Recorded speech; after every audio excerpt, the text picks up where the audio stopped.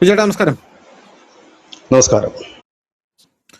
Iran America യുദ്ധം, ഈ യുദ്ധത്തിന്റെ ഗതി നമ്മളിപ്പോൾ പരിശോധിക്കുകയാണെങ്കിൽ അമേരിക്ക ഇപ്പോൾ മാരകമായിട്ടുള്ള അവരുടെ B-1 ബോംബർ വിമാനം ഇറാന് നേരെ ഇറക്കിയിരിക്കുകയാണ് എന്നുള്ളതാണ് പ്രധാനപ്പെട്ട കാര്യം.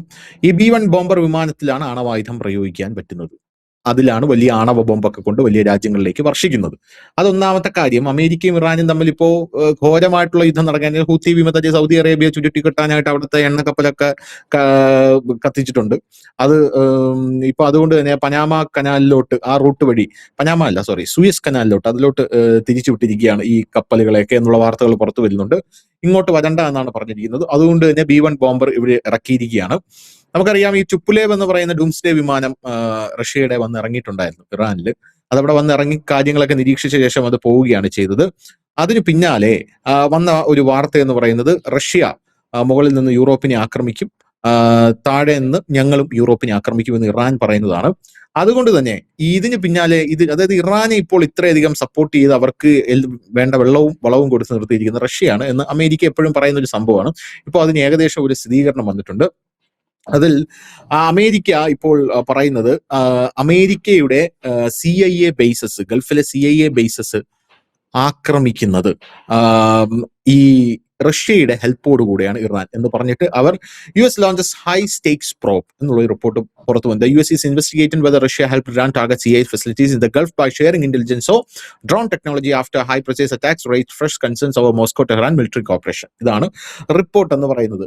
മോസ്കോയും ടെഹ്റാനും തമ്മിലുള്ള ആ ഒരു മിലിറ്ററി കോർപ്പറേഷൻ എങ്ങനെയാണ് എന്നുള്ളതിനെ കുറിച്ചാണ് ഇപ്പോൾ ഇൻവെസ്റ്റിഗേറ്റ് ചെയ്യാനായിട്ട് അമേരിക്ക പോകുന്നത് എന്നുള്ള വാർത്തകൾ പുറത്തു വരുന്നു. അതിനിടയിൽ ഈ B-1 ബോംബർ വിമാനം അത് ഈ ഇറാനിലേക്ക് വരുന്നത് ലോകമഹായുദ്ധത്തിന്റെ ഒരു ഭീതി ഉണർത്തുന്നു എന്നുള്ള വാർത്തകൾ പുറത്തു വരുന്നുണ്ട്.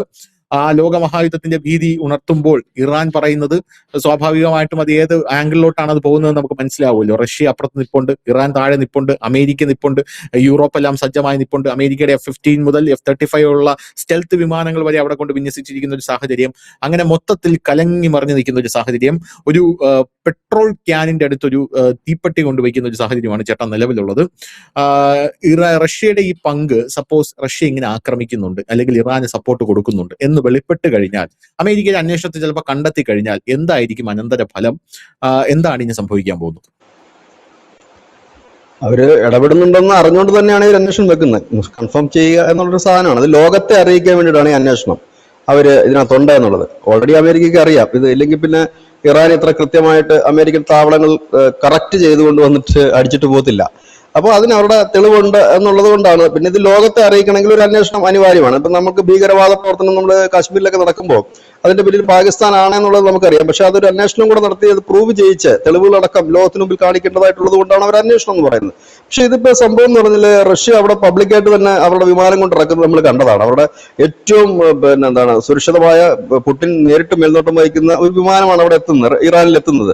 അപ്പോൾ തന്നെ അതിൽ നിന്ന് കാര്യങ്ങൾ വളരെ വ്യക്തമാണ്. ഞങ്ങൾ ഇറാന്റെ ഒപ്പം തന്നെയാണ്. ഇറാനുമായിട്ട് ഇറാൻ ഇനി ആക്രമിച്ചത് ഞങ്ങൾ അവരുമായി ചേർന്ന് മുമ്പോട്ട് പോകാൻ തീരുമാനിച്ചു. കാരണം ഈ ഇപ്പൊ അമേരിക്കയുടെ ഒരു അപ്രമാദിത്യം വരുന്നത് ഒരുപക്ഷെ അത് വലിയ രീതിയിൽ തന്നെ മധ്യേഷ്യയും ഒപ്പം തന്നെ റഷ്യ അടക്കമുള്ള രാജ്യങ്ങളെയും അത് ഭാവിയിൽ ബാധിക്കും. ഭാവിയിൽ നിന്നല്ല, ഇപ്പോൾ അനങ്ങാതിരുന്നു കഴിഞ്ഞാൽ പിന്നീട് അവർക്ക് ഒരിക്കലും അനങ്ങാൻ കഴിയാത്ത വിധത്തിലേക്ക് അത് വ്യാപിക്കും. അതിന് തടയിടുക എന്നുള്ളതാണ്.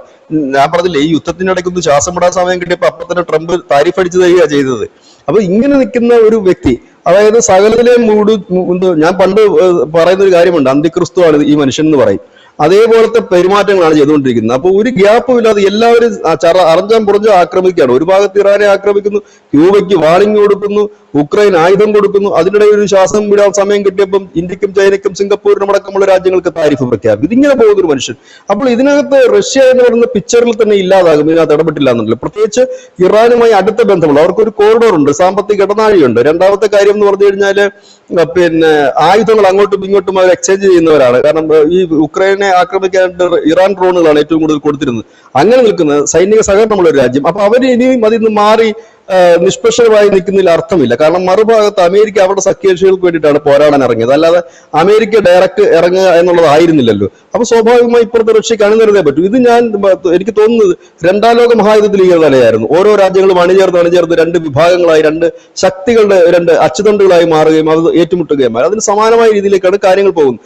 ഇനി അറിയേണ്ടത് ഇതിനകത്ത് പ്രധാനപ്പെട്ട ഇന്ത്യ എന്തായാലും എപ്പോഴും ഒരു സമാധാനത്തിന്റെ പാത സ്വീകരിക്കുന്ന ഒരു രാജ്യമായതുകൊണ്ട്, ന്യൂട്രലായിട്ട് നിൽക്കാൻ ആഗ്രഹിക്കുന്ന ഒരു രാജ്യമായതുകൊണ്ട് ഇന്ത്യ ഇതിനകത്ത് ഇടപെടാനുള്ള സാധ്യതകളും വളരെ കുറവാണ്. പക്ഷെ ചൈന അടക്കമുള്ള രാജ്യങ്ങളും, ഇന്ത്യയും ചൈനയും ഒക്കെ ഒരുപക്ഷെ പരോക്ഷമായിട്ടുള്ള എന്തെങ്കിലും സഹായങ്ങൾ ഇറാന് ചെയ്ത് കൊടുത്തേക്കാം. കാരണം ഇപ്പോൾ അഫ്ഗാനിസ്ഥാനുമായി നമ്മൾ ഇപ്പോൾ വ്യാപാര കരാറുകളും മറ്റും കൂടുതൽ കാര്യങ്ങൾ കയറ്റിയത്. കാരണം ഇറാനെ ആശ്രയിച്ച് ജീവിച്ചുകൊണ്ടിരുന്ന ഒരു രാജ്യമാണ് അഫ്ഗാനിസ്ഥാൻ. കാരണം ഇപ്പോഴത്തെ അവരുടെ ഒരു പ്രതിസന്ധിയിൽ ഇപ്പോൾ ഇന്ത്യയാണ് അവർ ഉറ്റുനോക്കുന്നത്. പാകിസ്ഥാനിൽ നിന്നും ഇപ്പോൾ അവർക്ക് നിത്യോപയോഗ സാധനങ്ങൾ പോലും വരാത്തൊരു സാഹചര്യം കൂടിയുണ്ട്. ഈ ഒരു സാഹചര്യങ്ങളെല്ലാം കൂടെ കണക്കുകൂട്ടി എടുത്തുകൊണ്ടാണ് ഇപ്പോൾ നീക്കം നടത്തുന്നത്. ഒരുപക്ഷെ അമേരിക്കയ്ക്ക് ഇത് വ്യക്തമായിട്ട് അവർക്ക് തന്നെ അറിയാം, ഇത് ഇല്ലെങ്കിൽ പിന്നെ ഇറാൻ ഇത്തരം സാങ്കേതിക സഹായങ്ങൾ വിദ്യകളൊന്നും അവരുടെ കൈവശമില്ല ഇത്ര കൃത്യമായി തന്നെ ആക്രമണം നടത്താൻ. അവർക്കറിയാം, ഇത് ലോകത്തിന് മുമ്പിൽ കാണിക്കുക എന്നുള്ളതാണ്. ഇതിപ്പോ എനിക്ക് തോന്നുന്നു ഒരുപക്ഷെ ധനുഷ് പറഞ്ഞത് ശരിയാണ്. എന്താണ് പറഞ്ഞത്? കന്നാസിന്റെ അടുത്ത് പിന്നെ ഇതിരിക്കുന്നോ, പെട്രോൾ തീപ്പെട്ടി ഇരിക്കുന്നു പറഞ്ഞതുപോലെ, ടാങ്കിന്റെ അടുത്ത് ഒരു തീപ്പെട്ടി കൊണ്ടുവച്ചിരിക്കുന്നത് പോലെയാണ്. അത് കറക്റ്റ് ഉപമയാണത്. കാരണം ഇതിലൊരു ചെറിയ തീപ്പൊരി മതി ഇത് പടരാൻ. ഇത് ഇറാനിൽ മാത്രം ഒതുങ്ങുന്നതായിരിക്കത്തില്ല. മുമ്പ് നമ്മൾ പറഞ്ഞതുപോലെ തന്നെ പടിഞ്ഞാറ് നിന്ന് യൂറോപ്പിനെ ആക്രമിച്ചുകൊണ്ട് റഷ്യയും താഴെ നിന്ന് ആക്രമിച്ചുകൊണ്ട് ഇറാനും മുൻപോട്ട് വരാനുള്ള സാധ്യതയുണ്ട്. ഇത് കുറച്ചുകൂടെ രൂക്ഷമാകുന്ന സാധ്യതയിലേക്കാണ് പോകുന്നത്. സമാധാനത്തിന്റെ ഒരു വെളിച്ചം എങ്ങും വീശുന്നില്ല, ആരും പറയുന്നില്ല എന്നുള്ളതാണ് സമാധാനത്തിന്റെ കാര്യം. പാകിസ്ഥാൻ പോലും ഇപ്പൊ പറയുന്നില്ല. സത്യം അതാണ്. പാകിസ്ഥാന്റെ ഒരു ഭാഗത്തു നിന്ന് പോലും ഒരു സ്റ്റേറ്റ്മെന്റ് ഇപ്പൊ വരുന്നില്ല എന്നുള്ളതാണ് അതിന്റെ ഒരു യാഥാർത്ഥ്യം. ഏതായാലും ഒരു വലിയ യുദ്ധത്തിലേക്ക് പോകാതിരിക്കട്ടെ, ഇത് എങ്ങനെയെങ്കിലും അവസാനിക്കട്ടെ എന്ന് മാത്രം നമുക്ക് പ്രാർത്ഥിക്കാനുള്ളൂ. കാരണം നമ്മൾ മിഡിൽ ഈസ്റ്റിന്റെ വാർത്തകൾ എല്ലാ ദിവസവും എടുക്കുന്നത് കൊണ്ടും നമ്മുടെ പ്രവാസികളായ പ്രവാസികർക്ക് ഇതിനെക്കുറിച്ച് എന്താണ് ലേറ്റസ്റ്റ് അപ്ഡേഷൻ എന്ന് അറിയുന്നതിന് വേണ്ടിയിട്ട് മാത്രമാണ് നമ്മൾ ഈ വാർത്ത മുമ്പോട്ട് എടുക്കുന്നതും കൊണ്ടുപോകുന്നതും. ഏതായാലും ഈ ഒരു യുദ്ധം അത് കുറച്ചുകൂടെ വൈഡാകുന്ന ഒരു ലക്ഷണമാണ് കാണുന്നത്. കാരണം ഇപ്പോൾ ഈ അമേരിക്കയുടെ തിട്ടൂരങ്ങൾ പോലും ഇന്ത്യ അടക്കമുള്ള രാജ്യങ്ങൾ അംഗീകരിക്കാൻ തയ്യാറാണ്. കാരണം എണ്ണ ഒരു വലിയ പ്രതിസന്ധിയാണ്. ഇന്നലെ നമ്മൾ കൊടുത്തൊരു വാർത്തയുണ്ടായിരുന്നു, സൗദിയുടെ ഒരു എണ്ണ ടാങ്കർ 7 ലക്ഷം ബാരൽ ക്രൂഡ് ഓയിലുമായിട്ട് ഇന്ത്യ ലക്ഷ്യമാക്കി വരുന്നു എന്ന് നമ്മൾ പറഞ്ഞിരുന്നു. പക്ഷെ ആ ഷിപ്പ് ഇപ്പൊ തിരിച്ചു പോകുന്നു എന്നാണ് ഇപ്പോൾ അറിയാൻ കഴിയുന്നത്. ആ ഷിപ്പ് ഇവിടെ വരാനുള്ള സാധ്യതകൾ വളരെ കുറവാണ്. കാരണം ഈ ഹൂത്തി വിമതന്മാര് കൂടുതൽ ഉപരോധം കടുപ്പിച്ചത് ചെങ്കടലിൽ മാത്രമല്ല, അൽബന്താപ്പിൽ മാത്രമല്ല അവർ ചെയ്തിരിക്കുന്നത്, പകരം ഒരു പാരലൽ റൂട്ട് സൗദി കണ്ടെത്തിയിരുന്നു. ആ പാരലൽ റൂട്ട് വഴിയാണ് ഇങ്ങോട്ടൊക്കെ വരാനുള്ള ശ്രമം സൗദി നടത്തിയിരുന്നത്. അത് ഒരു ഷിപ്പ്, ഒരു ടാങ്കർ ചൈനയിലേക്ക് വന്ന് ഇന്ത്യയിലേക്കുമായിരുന്നു. പക്ഷെ ആ പാരലൽ റൂട്ട് കൂടി ഇപ്പോൾ അവരെ അടച്ചിരിക്കുന്നു. ആ ഒരു സ്ഥിതിയിലാണ് ഇപ്പോൾ യൂട്ടേൺ എടുത്തിരിക്കുന്നു ആ ഷിപ്പ് എന്നാണ് ഇപ്പോൾ ലേറ്റസ്റ്റ് അറിയാൻ കഴിയുന്ന കാര്യം. അതായത് അക്ഷരാർത്ഥത്തിൽ മിഡിൽ ഈസ്റ്റിനെ വരിഞ്ഞു മുറുക്കുക മാത്രമല്ല, അതിന് ലോക്ക് ചെയ്യുക കൂടെയാണ്. ഇത് നമ്മൾ മുമ്പും പറഞ്ഞിരുന്നതാണ്, ഹൂത്തികൾ ഇറങ്ങിക്കഴിഞ്ഞാൽ അവിടെ ഒരു ബ്ലോക്ക് ഉണ്ടാകും, ഇവിടെ ഇത്തരത്തിൽ ഇവിടെ ഒരു ബ്ലോക്ക് ഉണ്ടാകും. ഇതേ രീതിയിലാണ് ഇത് കാര്യങ്ങൾ മുൻപോട്ട് പോകുന്നത്. ഈ ഒരു അവസരം മുതലാക്കാനായിട്ട് നമ്മുടെ രാജ്യത്തിന് അതായത് പ്രധാനമന്ത്രി നരേന്ദ്രമോദി പ്രഷർ ചെയ്യാൻ വേണ്ടിയിട്ട് പാർട്ടികളെ രംഗത്തിറക്കുന്നു. അതായത് ഒരേ സമയം തന്നെ അമേരിക്ക പല റോളുകളാണ് എടുക്കുന്നത്. ഒരിടത്ത് യുദ്ധം പ്രഖ്യാപിക്കുന്നു, ഒരിടത്ത് ഡീപ് സ്റ്റേറ്റിന്റെ റോൾ എടുക്കുന്നു. അങ്ങനെ പിന്നെ ലോക വിപണി നിയന്ത്രിക്കാനുള്ള ശ്രമം നടത്തുന്നു. അങ്ങനെ മൊത്തത്തിൽ ഒരു ആളിനാൾ കളിക്കുകയാണ്. എനിക്ക് തോന്നുന്നു ഈ അണയാൻ പോകുന്ന ദീപത്തിന്റെ അവസാന ആളിക്കത്തിൽ പോലെയാണ് ഇത് കാണുന്നത്. കാരണം ട്രംപായിട്ട് അമേരിക്കയെ വലിയ രീതിയിൽ കുഴിയിൽ ചാടിക്കുന്നു തോന്നുന്നു. കാരണം അവിടെ നടക്കുന്ന സർവേകൾ പോലും ഇപ്പോൾ ട്രംപിന് വലിയ പിന്തുണയില്ല. അവർ തന്നെ പറയുന്നു ഇങ്ങേര് നശിപ്പിക്കുകയാണ് അമേരിക്ക എന്ന് പറയുന്ന ഒരു സാഹചര്യത്തിലേക്ക് നീങ്ങുന്നു. ഏതായാലും ഒന്നും വലിയ രീതിയിലുള്ള ഡാമേജുകൾ സംഭവിക്കാതിരിക്കട്ടെ, ലോകമഹായുദ്ധം ഉണ്ടാകാതിരിക്കട്ടെ, കുറഞ്ഞപക്ഷം മിഡിൽ ഈസ്റ്റിൽ ഇനിയൊരു വെടിവെച്ച് ഉണ്ടാകാതിരിക്കട്ടെ എന്ന് മാത്രമാണ് നമുക്ക് ഈ അവസരത്തിൽ കരുതാൻ കഴിയും.